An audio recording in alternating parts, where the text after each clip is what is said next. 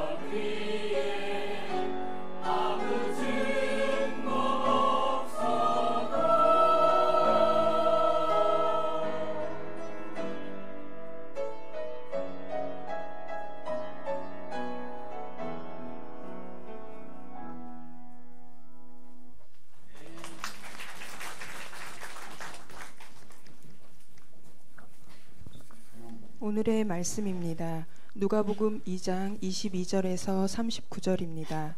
다 함께 읽겠습니다. 모세의 법대로 정결 예식의 날이 참에 아기를 데리고 예루살렘에 올라가니 이는 주의 율법에 쓴 바 첫 해에 처음 난 남자마다 주의 거룩한 자라 하리라 한 대로 아기를 주께 드리고 또 주의 율법에 말씀하신 대로 산비둘기 한 쌍이나 혹은 어린 집비둘기로 제사하려 함이더라. 예루살렘에 시므온이라 하는 사람이 있으니 이 사람은 의롭고 경건하여 이스라엘의 위로를 기다리는 자라. 성령이 그 위에 계시더라. 그가 주의 그리스도를 보기 전에는 죽지 아니하리라 하는 성령의 지시를 받았더니 성령의 감동으로 성전에 들어가매 마침 부모가 율법의 관례대로 행하고자 하여 그 아기 예수를 데리고 오는지라. 시므온이 아기를 안고 하나님을 찬송하여 이르되 주제여 이제는 말씀하신 대로 종을 평안히 놓아주시는도다. 내 눈이 주의 구원을 보았사오니 이는 만민 앞에 예비하신 것이요 이방을 비추는 빛이요 주의 백성 이스라엘의 영광이니이다 하니 그의 부모가 그에 대한 말들을 놀랍게 여기더라. 시므온이 그들에게 축복하고 그의 어머니 마리아에게 말하여 이르되 보라 이는 이스라엘 중 많은 사람을 패하거나 흥하게 하며 비방을 받는 표적이 되기 위하여 세움을 받았고 또 칼이 내 마음을 찌르듯 하리니 이는 여러 사람의 마음의 생각을 드러내려 함이니라 하더라. 또 아셀 지파 바누엘의 딸 안나라 하는 선지자가 있어 나이가 매우 많았더라. 그가 결혼한 후 7해 동안 남편과 함께 살다가 과부가 되고 84세가 되었더라.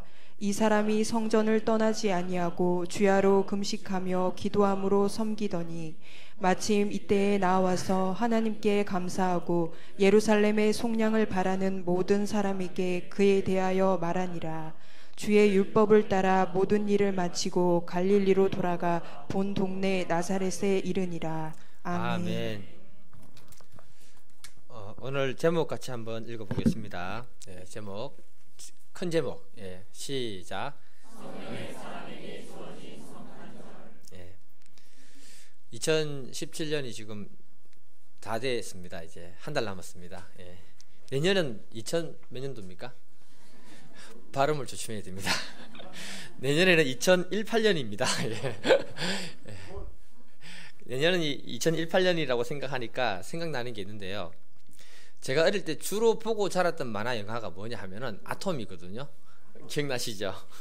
그 아톰의 그 활동 배경 무대가 몇 년도냐 하면은 2020년을 주 배경 무대로 해서 만들어진 겁니다.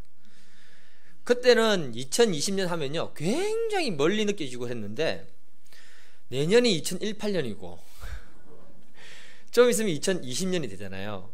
그러니까 얼마 안 남았습니다. 과거에 제가 어릴 때 생각했던 것과 지금 이 세대는 굉장히 많이 바뀌었습니다. 그 시대에 상상 못하는 것들이 오늘날 이 시대는 정말 넘쳐나고 있습니다. 그리고 지금 과학 분야에서는요 그 시대에 상상했던 것들이 현실화되고 있습니다. 그런 시대에 우리가 살아갑니다. 하지만 이렇게 오랜 세월이 흘러가도 변하지 않는 것이 있습니다.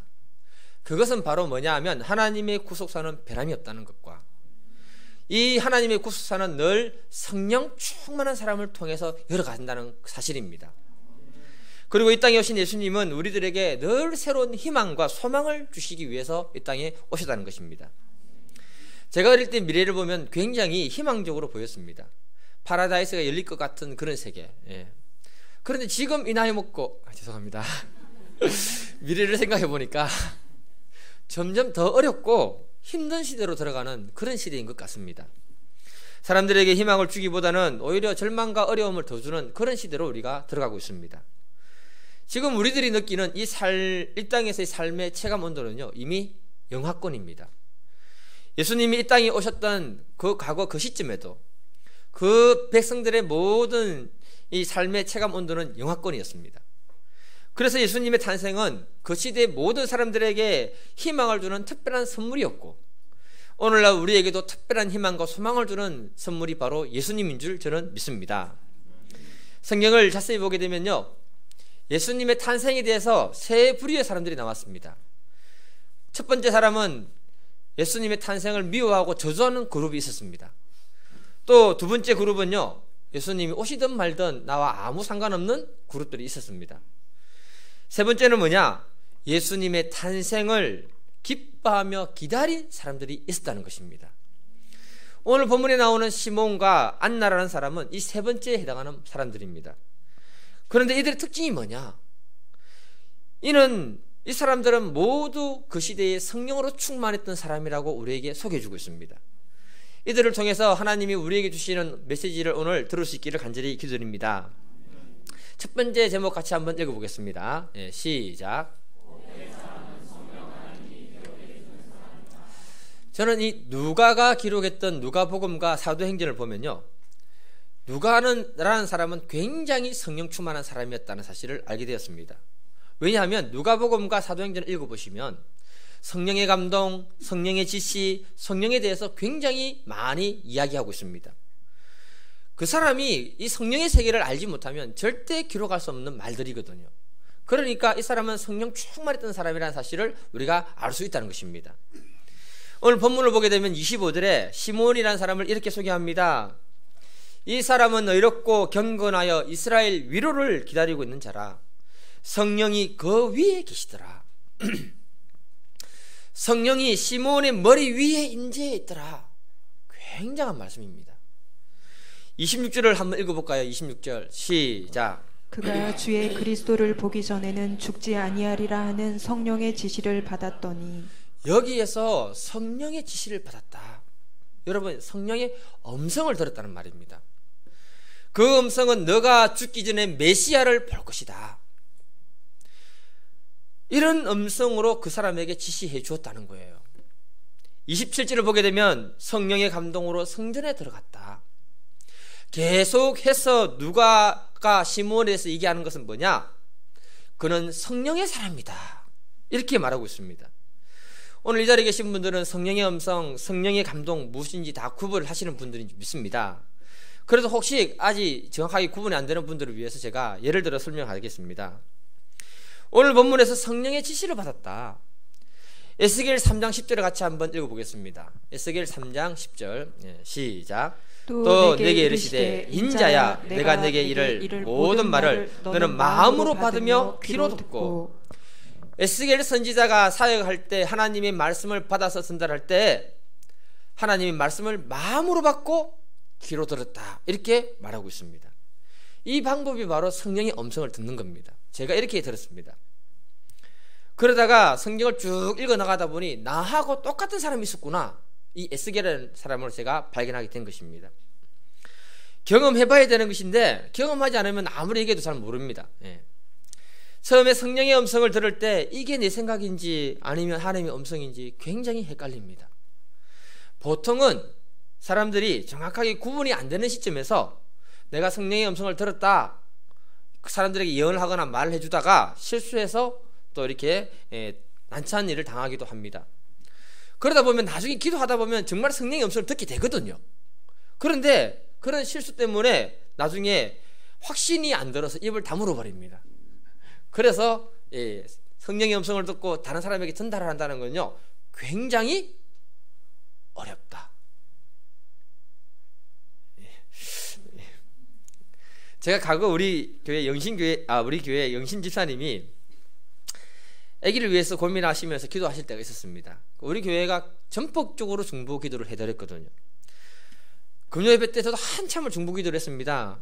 기도 마칠 때쯤 돼서 일어나려고 가려고 하니까 음성이 들리는데 내년 이맘때에 아들이 있을 것이다, 전달하라는 거예요. 그런데 전달했겠습니까? 안 했겠습니까? 안 했습니다. 혹시 틀리면 어떡합니까? 그리고 내 생각이면 어떡합니까? 다음날 기도하는데 내년 이맘때에 아들이 있을 것이다, 전달해라. 그래서 또 한참을 생각했습니다. 내년 이맘때에 지금 아들이 생겨서 내년 이맘때에 아들을 낳는 건지 그때에 아들이 생기는 건지 좀 얘기하시려면 정확하게 얘기해 주시든지. 여러분 생각해 보세요. 아이 하나를 낳기 위해서 그렇게 기도하고 있는데 제가 말 실수하면 얼마나 난처해지겠습니까? 그래서 말을 못했습니다. 그런데 주일날 영신 집사님을 만나는 순간에 나도 모르게 말을 해버린 겁니다. 지금 생각해봐도 이것은 내 의도가 아니었습니다. 예.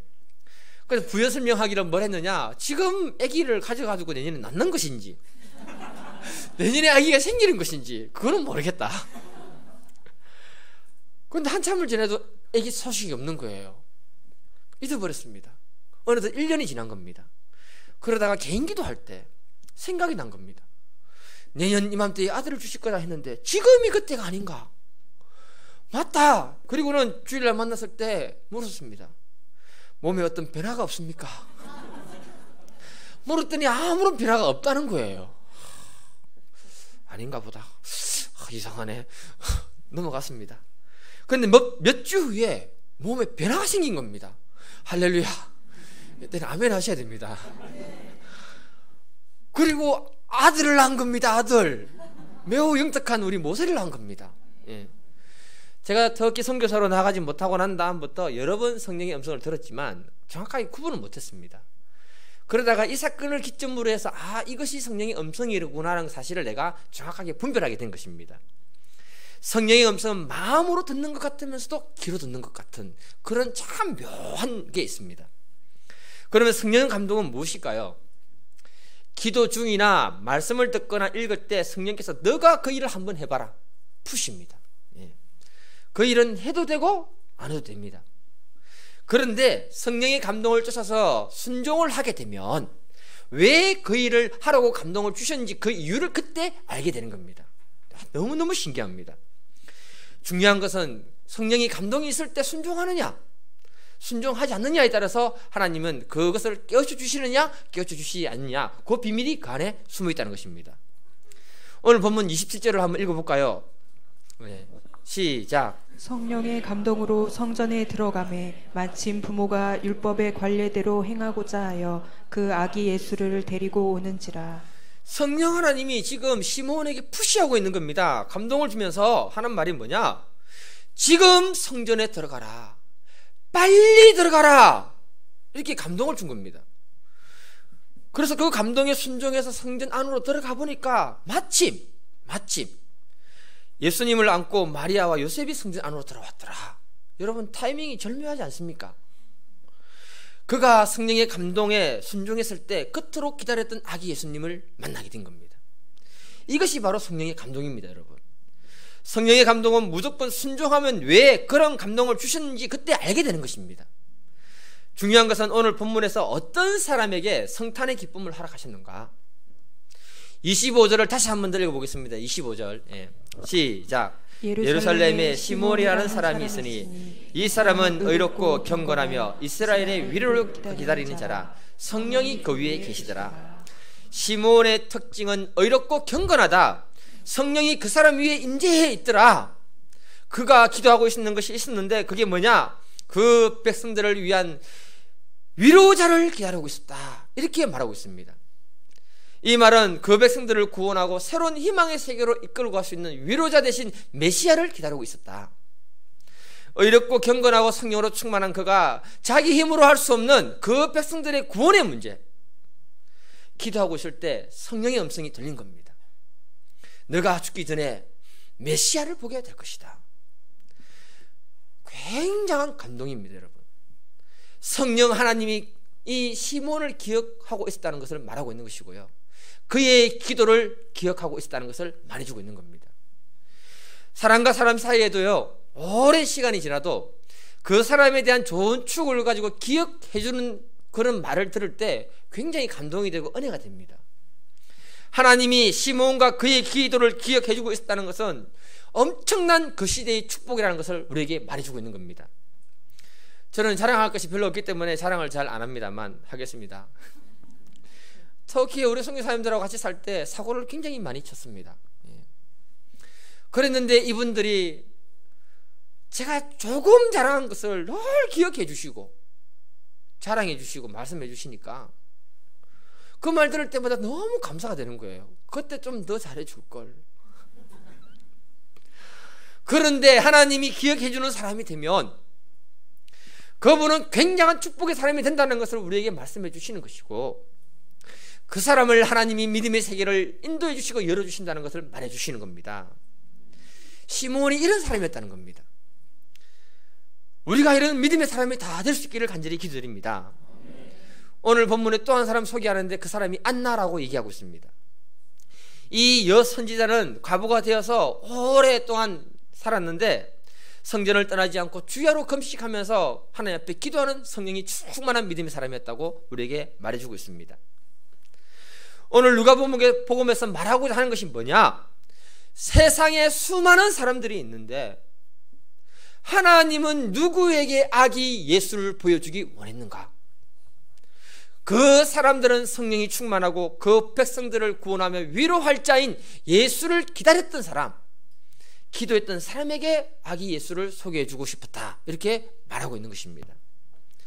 다시 말해서 우리들의 성탄도 내가 성령으로 충만하면서 내 삶을 구원하고 위로할 예수님을 기대하고 기도하고 있는 그 사람에게 예수님이 나타나 주신다, 이렇게 말씀하고 있는 겁니다.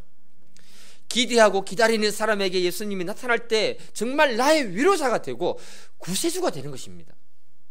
그렇지 않으면 우리 앞에 예수님이 나타나면요, 예수님이네 하고 끝나는 겁니다. 기대가 없는 사람은 예수님이 은혜를 허락해줘도 그 은혜가 은혜되지 않는다는 것을 우리에게 말씀하고 있는 것입니다.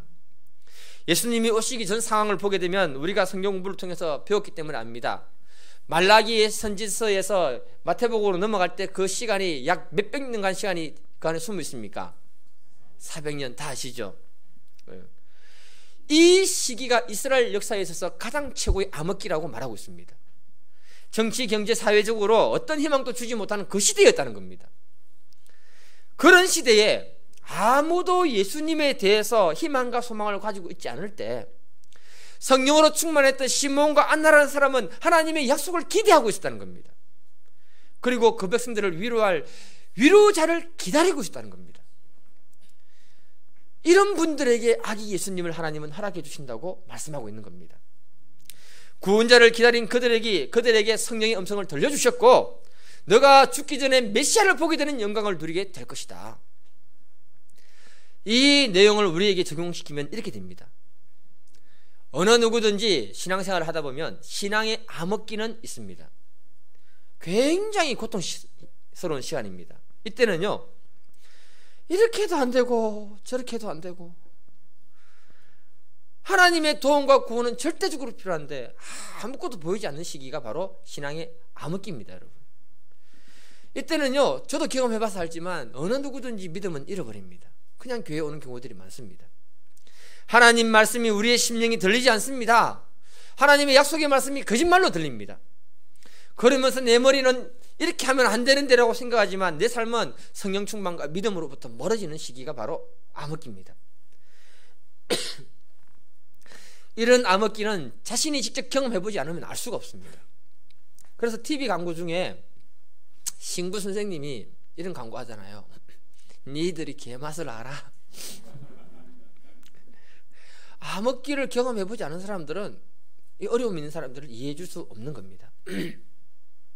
이런 시점에서 우리들이 개인의 암흑기를 빨리 벗어나려면 힘들겠지만 다시 한 번 더 나의 삶을 위로하고 구원자 된 예수 그리스도를 기대하고 기도하는 사람이 되어야 할 줄 믿습니다.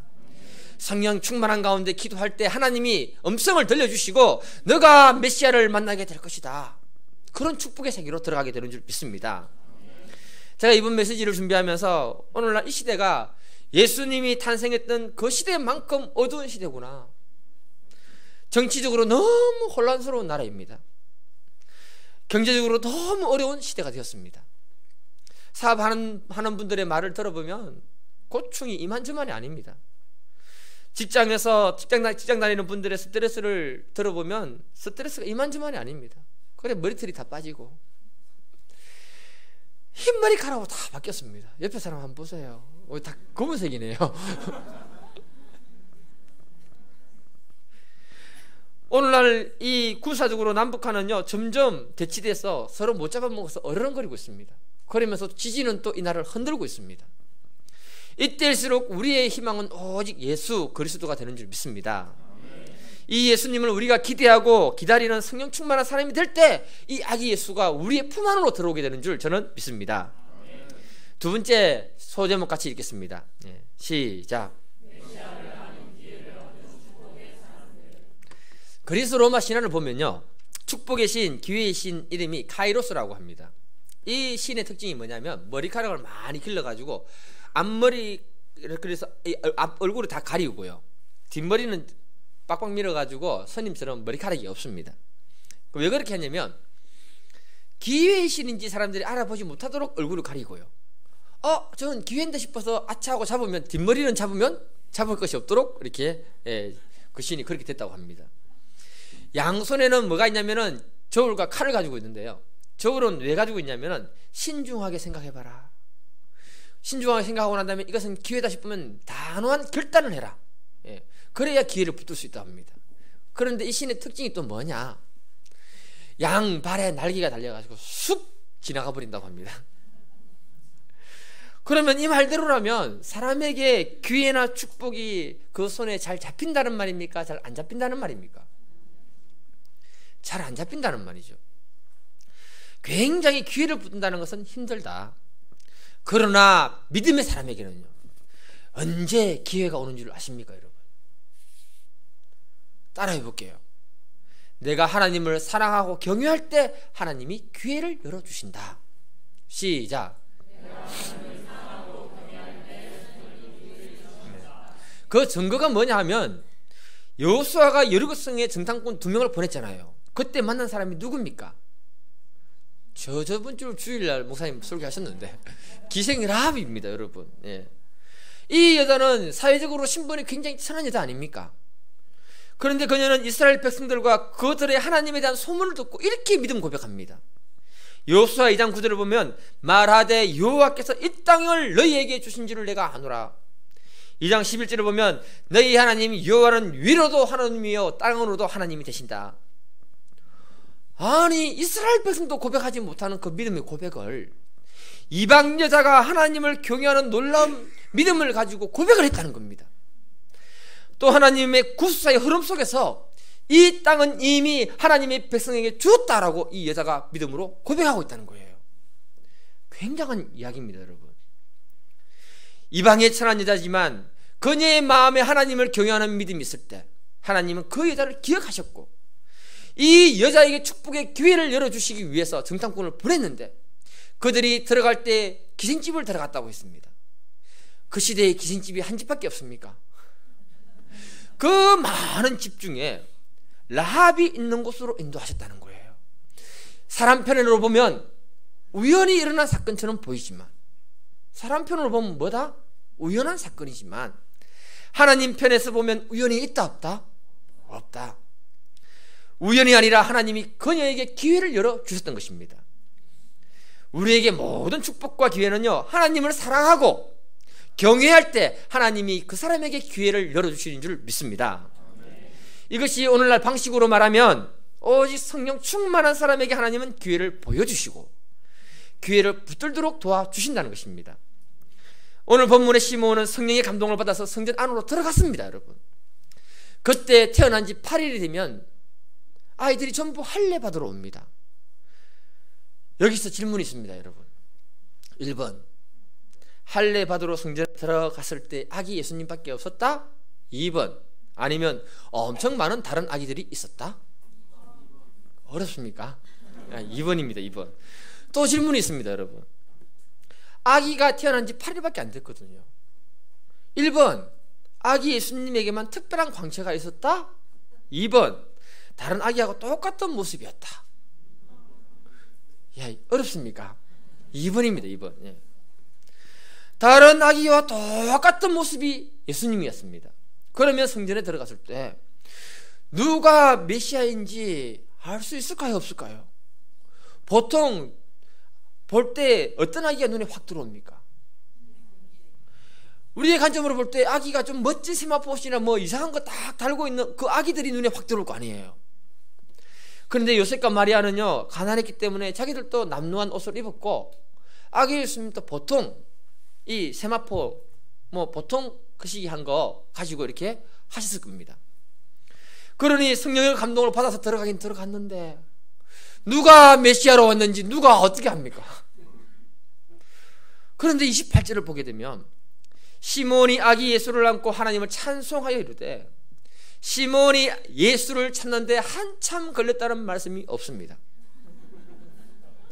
그리고 그 아기 안고 성령이 충만한 상태에서 찬양을 하는데 그 이야기를 듣던 부모의 반응이 이렇습니다. 33절을 읽어볼게요. 33절 시작. 그의 부모가 그에 대한 말들을 놀랍게 여기더라. 놀랍게 여기더라. 무슨 말이냐? 아니, 이 사람이 어떻게 아기 예수의 탄생의 비밀을 알았을까?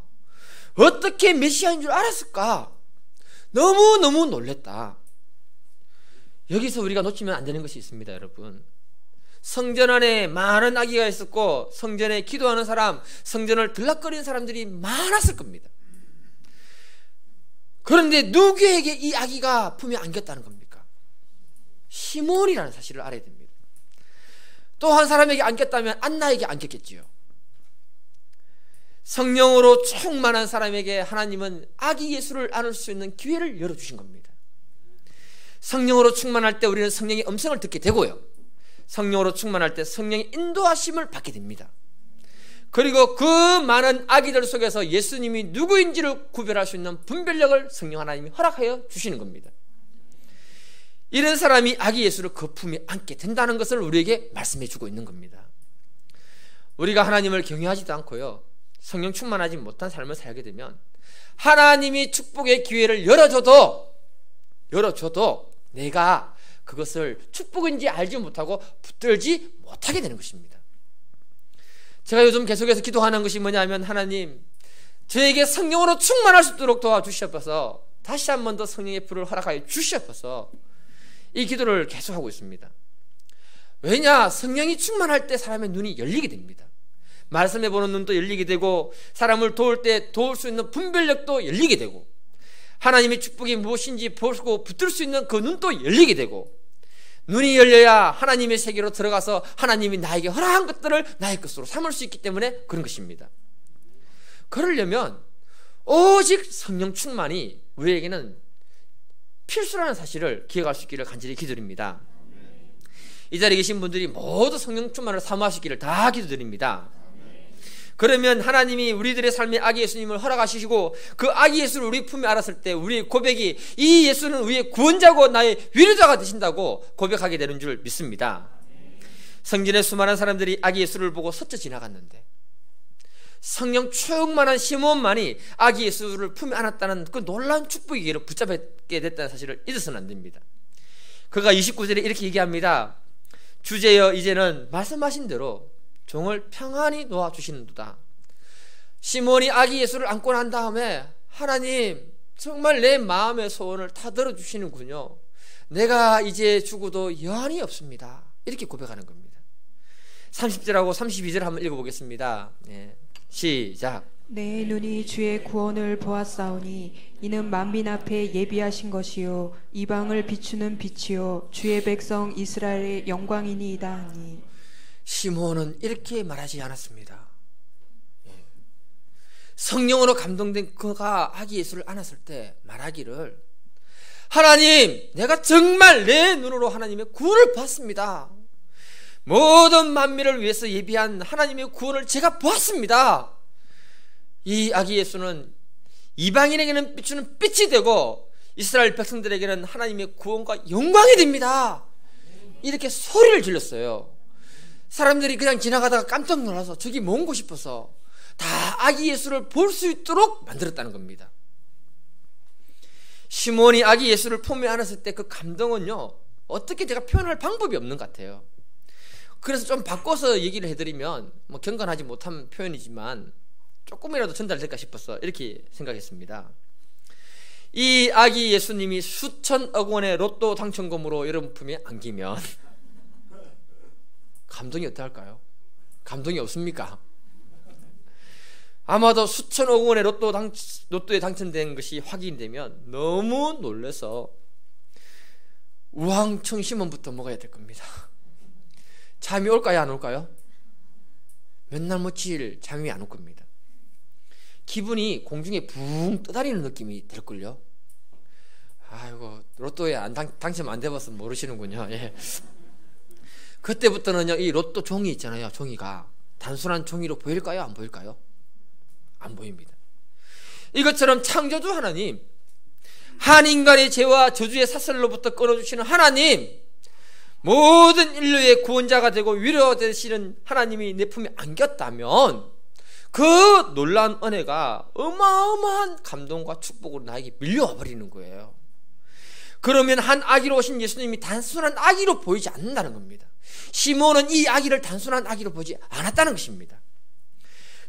이 한 아기는 축복 덩어리로 나한테 와버리는 거예요. 이 축복을 내 품에 안았을 때 어느 누가 그 감격이 심령 깊은 곳에 올라오지 않고 그 감격으로 노래하지 않을 수 있겠냐 겁니다. 중요한 것은 이런 축복된 믿음의 역사는 아무에게나 열려지지 않는다. 성령이 충만한 사람, 주님을 사모하고 기다리는 그 사람에게 아기 예수님이 그 사람 품 안으로 들어와 주신다고 말씀하고 있는 겁니다. 이 아기 예수님을 우리 품 안에 안는다는 것은요, 바로 하나님이 우리와 함께 해주시겠다는 개념이잖아요. 그게 바로 곧 임마누엘입니다. 하나님이 우리와 함께 한다는 것은 모든 것에 하나님이 형통을 갖다가 축복으로 우리에게 약속해 주신 사건입니다. 창세기 39장 2, 3절 읽어보겠습니다. 마지막입니다. 같이 읽어볼게요. 시작. 여호와께서 요셉과 함께 하심으로 그가 형통한 자가 되어 그의 주인 애굽 사람의 집에 있으니 그의 주인이 여호와께서 그와 함께 하심을 보며 또 여호와께서 그의 범사에 형통하게 하심을 보았더라. 하나님이 요셉과 함께 했다고 강조합니다. 하나님이 함께 하실 때 요셉이 범사에 형통한 사람이 되었다고 강조하고 있습니다.